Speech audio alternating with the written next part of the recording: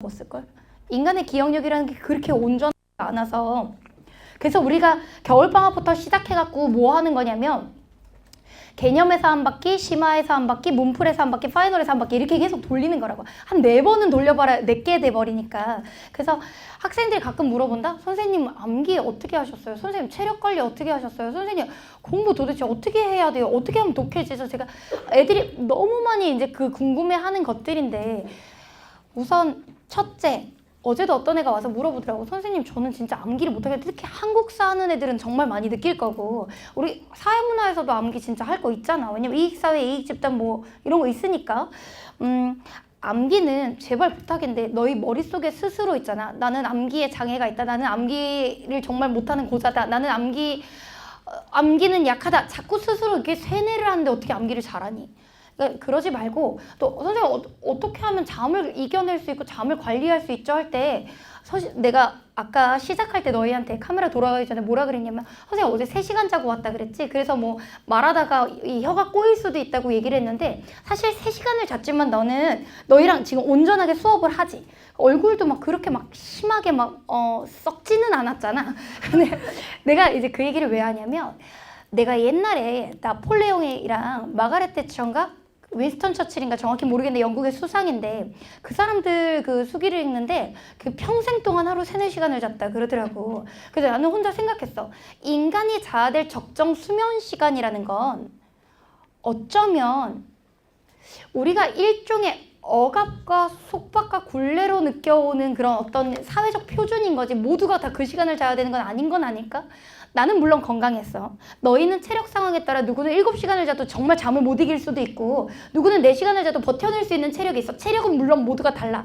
근데 있잖아. 내가 제일 불만인 건 이거야. 니네가 하루에 몇 시간을 자야 버틸 수 있는 체력인지는 사람마다 다르겠지.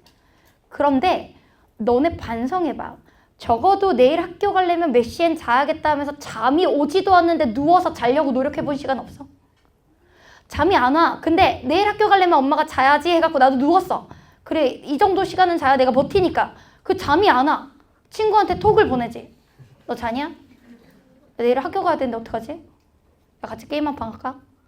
이게 뭐냐면 세상에서 제일 아까운 시간. 선생님 있잖아. 언제 자러 들어갔는지 알아? 내가 그걸 모른다? 왜? 나 오늘 1시에는 자야겠다. 나 오늘 2시에는 자야겠다. 이런 생각을 하고 계획을 하고 누워본 적이 없거든. 나는 있잖아. 버틸 수 있는 데까지 책상에서 버티고 필름이 끊겨서 잤어. 그게 무슨 말이냐면 내 의지로 침대에 들어가거나 내 의지로 이불에 들어간 적이 없다는 얘기야. 선생님 지금 나이에도. 왜 그러냐면 자야겠다. 내일 무슨 활동을 하려면 몇 시간은 자야지. 나 이런 생각 안 했어. 왜? 사람이 몇 시간 자야 된다는 건 사회적 틀이지 내 체력이 아니잖아. 졸리지 않는데 누워서 잠이 안 온다고 불면증이에요. 어떡해요? 선생님 잠을 컨트롤 못하겠어요. 그러면서 친구랑 톡하고 있고. 이런 병신 같은 게 어딨어. 선생님이 너희한테 부탁하는 데 있잖아. 잠을 몇 시간 자야 된다는 강박관념 자체를 좀 버려봐.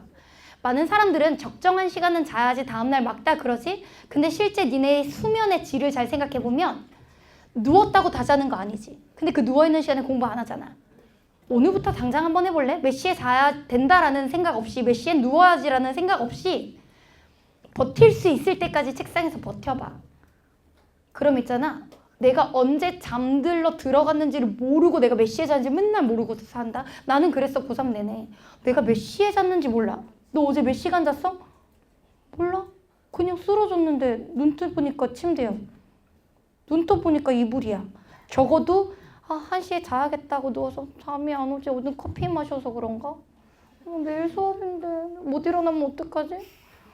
코끼리를 미분하고 적분했다가 막 양을 한 마리, 양 2마리 막 세고 막 그랜드파, 그랜마 막 이러면서 잠자. 그 생각 발상의 전환인데 사람이 적어도 이 시간만큼은 자야 된다는 게 사실은 강박관념일 수 있어. 어떤 애들이 나한테 선생님 잠을 못 이기겠어요. 잠이 너무 쏟아져요 하는 애들도 있지만 정말 역설적이게도 불면증이에요 하는 애들도 있거든.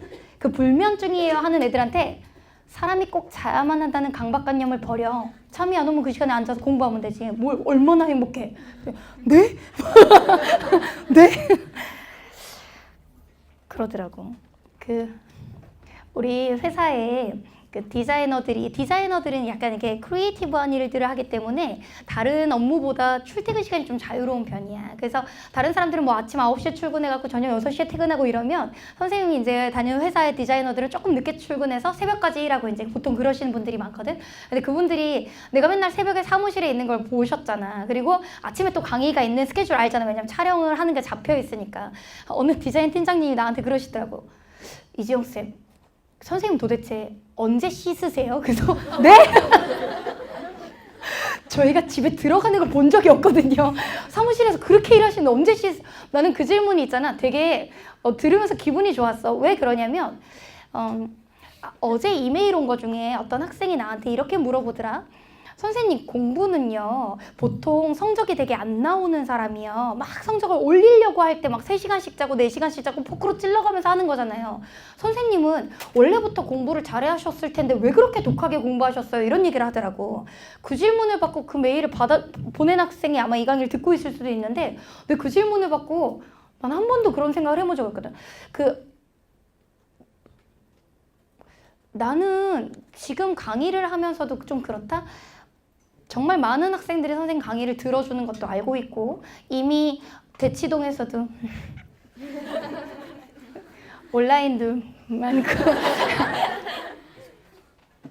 근데 누가 나한테 아니 선생님 이미 사회문화 1인데 왜 그렇게 밤새서 하루 3시간 자가면서 요즘까지 사세요? 라고 얘기하면 네?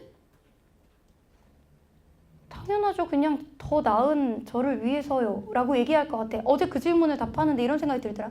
선생님 원래 공부 잘하셨는데 원래 공부는요 그렇게 독하게 할 때는 막 성적을 올려야 될 때 하는데 선생님 왜 1등인데도 그렇게 하셨어요? 이렇게 질문해서 내가 그 질문을 받으면서 생각을 했어. 공부는 보통 있잖아. 스스로 그냥 감탄할 수준까지 하는 거야. 몇 등이다에 집착하는 게 아니라 몇 점이다에 집착하는 게 아니라 내 인생의 내 체력의 최고를 소진할 때까지. 너희한테는 내 이런 어떤 사실 조언들이 되게 비현실적이고 전혀는 이지영이니까 저렇지 이렇게 생각할 수도 있어. 뭐 태어날 때부터 체력이 강했나 보지 아니면 뭐 그랬나 보지 생각할 수도 있지만 왜 그게 니들은 안 된다고 생각해? 그러니까 다시 한번 생각의 패턴 한 번만 바꿔봐. 왜 잠은 하루에 몇 시간은 꼭 자야 되지? 왜 내일 학교 가려면 이 시간만큼은 자야 되는 거야? 너네 실제 안 자고 버텨서 살아본 적 없어? 선생님 저 다음날 죽겠던데요. 그거 혹시 몇 시간은 자야 됐는데 못 잤다라는 그 강박관념의 피곤함이 더 오는 거 아니야? 어떤 사람들은 하루 3시간 자고 평생을 그렇게 살았대. 나폴레옹도 그 마가렛 대처인가 윈스턴 처칠인가 누군지 모르겠지만 어쨌든 그 침대 광고에 나오는 사람인데 아인슈타인? 에디슨? 침대 광고에 나오는 건 에디슨이야? 근데 나는 물론 솔직히 고백할게. 그렇게 잠을 적게 자긴 했지만 주말 하루 정도는 잠을 보충하는 날이 있었어. 하루 정도. 뭐 그렇다고 많이 잔 건 아니고 한 6, 7시간 자주는 날이 있고 3시간, 3시간, 3시간, 3시간, 3시간, 6시간, 3시간, 3시간, 3시간, 3시간, 6시간 이렇게. 그래, 간 때문이었다. 난 간이 건강했어. 정답은 1번이야. 이 문제 해설해볼게. 발상의 전환을 해보라는 거야. 왜 안 돼? 어떤 애가 나한테 물어보더라고. 선생님, 근데요 고3 때 성적을 올리는 게 가능하긴 한 거예요? 제가 3월 모의고사 이런 등급이 나왔는데 그 200 몇십 일 동안 과연 하는 게 가능하긴 해요? 그런 사람 보셨어요? 졸라 많이 봤지? 진짜? 선생님 근데요 주변에 3월 모의고사 성적이 그대로라는 사람들이나 3월 모의고사보다 떨어졌다는 사람들만 가득한 것 같은데 그렇게 진짜 오르고 기적처럼 막 이렇게 오른 사람들이 있기는 해요? 야, 내가 너희한테 하나만 얘기해 줄까? 너희들이 3월 모의고사보다 떨어졌다거나 3월 모의고사 그대로 나왔다거나 이런 사람들 어디서 봤어? 인터넷? 인터넷에 죽치면서 키보드 워리어로 막 야 떨어져 이런 거 쓰고 있는 사람들 이 하는 말만 보고 세상을 파악할 거야? 실제로 성공하고 승승장구하고 하는 사람들 컴퓨터 앉아서 그런 걸 쓸 시간 없어. 진짜 성공한 사람들은 너희한테 그런 후기를 남기지 않아. 니들이 치고 오는 게 싫거든. 자꾸 기적은 안 이뤄진다면서 자꾸 그런 걸 강요하고 있는 것 자체가 기득권이 기득권 유지하기 위한 논리 아닌가? 난 그렇게 생각하거든. 왜 겁만 많이 먹고 현실에 안주하고 미래의 불안감을 조장하면서 젊은 세대에게 평범함을 강요하는 어른들의 바보 같은 말을 믿어. 그들의 기득권을 깨려면 그들이 하는 논리를 깰 수 있어야 되는데 많은 어른들은 있잖아. 자신들이 가진 기득권을 지키기 위해서 자꾸 청년들에게 희망을 버리라 그러고 현실에 안주하라 그러고 안정지향적 삶을 택하라 그래. 왜? 청년들 중에서 정말 도전적이고 창의적이고 뛰어난 인재가 나오면 자신들의 기득권을 지키지 못하는 사람들이 많기 때문이야. 무슨 말인지 알겠어? 왜 모든 가능성을 다 포기하고 현실에 안주한 사람들, 인터넷에 글만 쓰고 있는 그런 사람들 가지고 내 삶을, 어떤 애가 나한테 그러더라고. 내가 어제 너무 새벽까지 애들 메일에 답장 너무 많이 해갖고 밀린 게 너무 많아갖고 아직 못 받은 애들 있으면 곧 할게. 근데 다시 내가 어제 답하면서 나 졸업생 제자들도 많이 연락이 오거든. 근데 졸업한 애 중에 어제 이런 메일이 왔는데 되게 슬펐다. 자기는 고3 때 너무 몸은 힘들었지만 선생님 강의 들으면서 자기도 3-4시간 잤다는 거야. 그래서 몸은 너무 힘들었지만 그게 너무 뿌듯했대. 이렇게 내가 독할 수 있구나. 내가 이렇게까지 잠을 참을 수 있고 막 코피 하나 나면 막 짜릿하고 막 그리고 왠지 한번 쓰러지고 싶은데 안 쓰러지더래. 기절이라는 걸 한번 해보면 자기는 정말 좋을 것 같더래. 그러면서 공부를 했대. 그래서 대학에 갔는데 얘가 대학 가서 실망한 거야. 왜? 고등학교 때 공부할 때는 희망이 있었다는 거야. 무슨 희망이 있었냐면 대학에 가면 캠퍼스에 낭만이 있고 교수님들의 수업이 학문적으로 뛰어나고 막 나에게 장밋빛 미래가 펼쳐지고 막 과외나 막 이렇게 막 고액 알바를 하면서 막 이렇게 편안하게 막 떵떵거리며 살고. 근데 얘가 대학에 가보니 실제 대학 교수님들의 수업이라는 게 교수님들은 정말 머리가 뛰어나시지만 수업은 못하셔. 대학 가보면 알아. 너무 똑똑한 사람들은 강의는 잘 못해. 선생님처럼 열심히 노력하지 않는 한 이게 쉽지 않아. 근데 대학에 가서 교수님들의 수업도 너무 재미가 없고 뭔 얘기하는지 알아들을 수가 없고, 두 번째 자기는 과외 같은 거 하면서 되게 럭셔리한 캠퍼스 라이프를 살 줄 알았는데 편의점 야간 알바하고 있고, 실제로 서울에 꽤 좋다는 대학에 나왔는데 선배들이 다들 야 취직 어려워 그냥 포기해 라는 얘기만 하고 있고 자기는 너무 대학 와서 불행하다는 거야. 그래서 내가 그거에 답한 내용을 너희한테 잠깐 공유해도 돼? 너 오늘 딴소리 대박. 자, 어쨌든 해볼게. 선생님 얘기를 잠깐 해볼까? 나는 학생들한테 개념 강의에서 또는 도표 강의에서 맨날 나 고3 때 얘기는 하는데 내 대학교 20살 때 얘기는 잘 안 해봤다? 나 대학교 20살 때 얘기 잠깐 하려고. 대학교 20살 때 대학에 들어갔는데 알지? 나 정말 독하게 공부해갖고 그 시골에서 깡촌에서 고생해가면서 허벅지 뚫려가면서 위 뚫려가면서 그렇게 공부해갖고 대학에 들어갔는데 와 진짜 자살하고 싶더라. 왜 그런지 알아? 난 그렇게 뼈 빠지게 노력해갖고 정말 바닥부터 노력해서 정말 간이 막 이제 반 상할 정도로 그렇게 노력을 해서 대학에 들어가서 등록금, 그 다음에 기숙사비, 그 다음에 식비 내려고 과외를 막 7개, 8개 뛰어가면서 그렇게 했는데 어떤 애들은 그냥 태어날 때부터 금수저로 태어나서 부모님이 만들어준 스펙으로 떡칠을 하고 부모님이 만들어준 사교육으로 떡칠을 하고 그 다음에 그냥 부모님이 사준 차, 나는 평생 동안 과외비를 아무리 모아도 살 수 없는 그 차들을 20살 때부터 타고 다니면서 그냥 과외 그거 왜 해? 알바 왜 해? 야 놀자. 이런 아무 생각 없는 애들이 너무 많은 거야. 무슨 생각을 가졌냐면 우리나라는 노력한다고 다 극복할 수 있는 게 아닌가? 너무 넘사벽의 부를 가지거나 넘사벽의 그 금수저를 가지고 태어난 애들이 너무 많은 거야. 그래서 선생님 사실 대학교 1학년 때 너무 실망했어. 왜 실망했냐면 고등학교 때는 희망이 있었거든.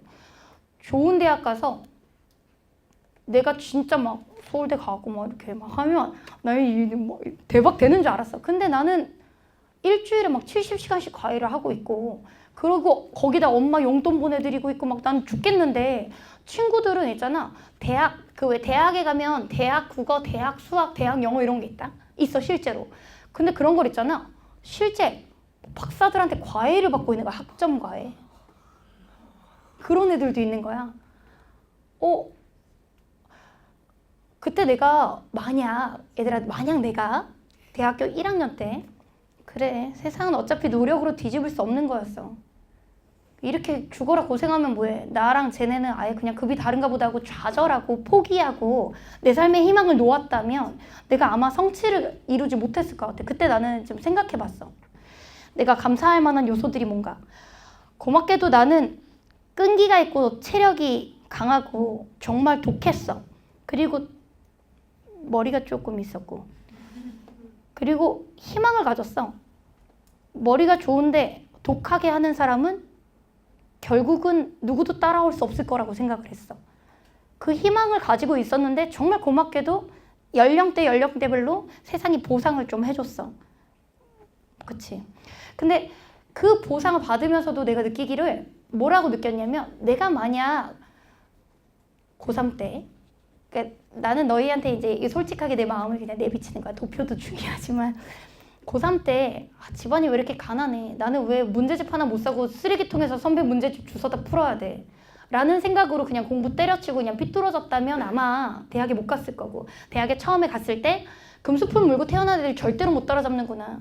그냥 세상 뭐 어떻게 될지 모르니까 이런들 어쩌하리 저런들 어떠하리 마음대로 살아야겠다라고 만약에 내 삶을 놓아버렸다면 아마 지금 강사가 되지 못했을 것 같거든.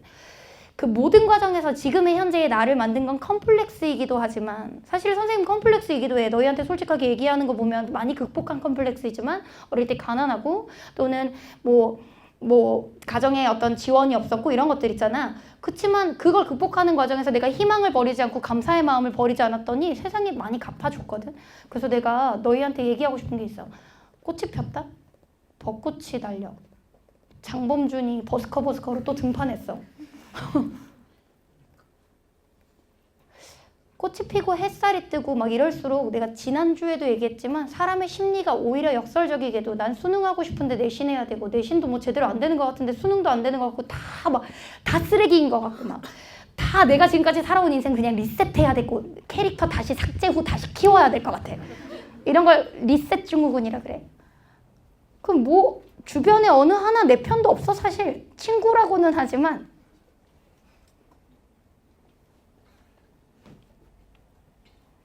사실 내 가슴 속에 있는 얘기 털어놓기 쉽지 않고, 부모님이라고 하지만 내 편인지 아니면 나를 감시하고 나를 조종하려고 하는 건지 의문이 들 때가 있고, 부모님들이 말을 더 곱게 안 하시고 더 가혹하게 하실 때도 많단 말이야. 그때마다 이것만 생각해주면 좋겠어. 현실이 아무리 시궁창이어도 희망을 버리지 않는 사람에게 세상이 보상을 주더라 라는 말. 내가 많이 쓰던 말인데, 딕 트레이시라는 사람이 이렇게 얘기하거든. 내가 고등학교 때부터 생각하던 말. 신은 인간에게 선물을 줄 때 시련이라는 포장지에 싸서 준다고. 선물이 크면 클수록 큰 포장지에 쌓여 있대. 인생에 힘든 순간이 오거나 감정적으로 너무 지칠 때 한 번만 생각해봐. 내가 지금 이 포장지를 뜯고 나면 더 큰 선물이 준비되어 있으려고 한 건 아닐까. 만약 내가 여러 가지 핸디캡들이 없었다면 나는 이런 선물들을 받지 못했을 것 같아. 근데 너희들도 그래서 혹시 좀 뭐 고민 상담하다 보면 니네 건강도 문제고 부모님 건강도 문제고 할머니 할아버지도 건강이 안 좋으시고 다 여러 가지 문제들이 한두 개가 아니던데, 부모님은 왜 이렇게 싸워? 뭐 담임 선생님은 왜 그렇게 안 좋은 사람들을 만나? 근데 이런 내 이제 고민 상담하면 늘 느끼는 건데, 인생에 많은 시련은 그 시련이 없었던 사람들에게보다 더 큰 선물을 주기 위해 준비된 포장지라는 생각으로, 아씨 내가 이렇게 힘든 건 어찌 보면 내가 남들보다 더 큰 성공을 할 수 있는 계기구나, 이렇게 생각하는 것도 참 좋을 것 같아. 내가 지금까지 그걸 극복해온 어떤 과정에서 많이 느낀 거거든. 뭐 어느 하나 의미 없는 시련은 없었어. 진지한 얘기를 하고 있는데 조교가, 우리 요 문제까지 우선은 해설하고 아이스크림 나눠줄게. 자, 우선 이 문제에 가보자.